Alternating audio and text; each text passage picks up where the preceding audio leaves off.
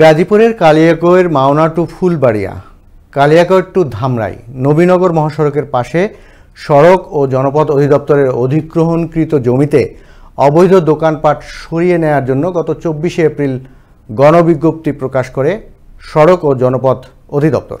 তবে কোনো এক অদৃশ্য শক্তির কারণে এমন সিদ্ধান্ত থেকে সরে এসেছে গাজীপুর সড়ক ও জনপথ অধিদপ্তর।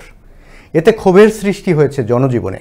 গাজীপুর থেকে জসিমউদ্দিনের তথ্যচিত্রে বিস্তারিত জানাচ্ছেন সাদিয়া রহমান।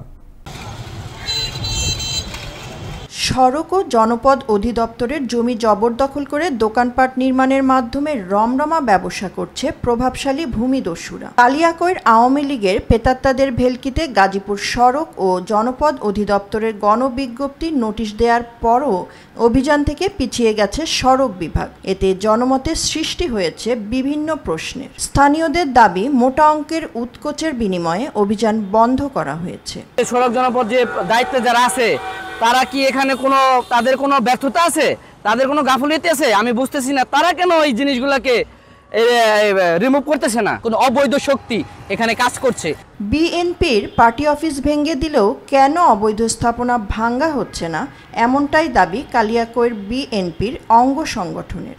দোকানপাট আছে অবৈধভাবে, কিন্তু পার্টি অফিসটা কিন্তু আমাকে ভেঙে গেছে। এইটা দাবি পুরোনায় এটা করার জন্য আমাকে আবেদন।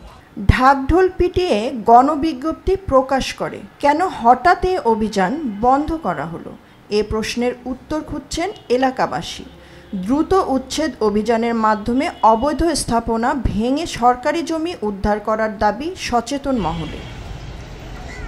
সাদিয়া রহমান, আনন্দ টিভি, ন্যাশনাল ডেস্ক।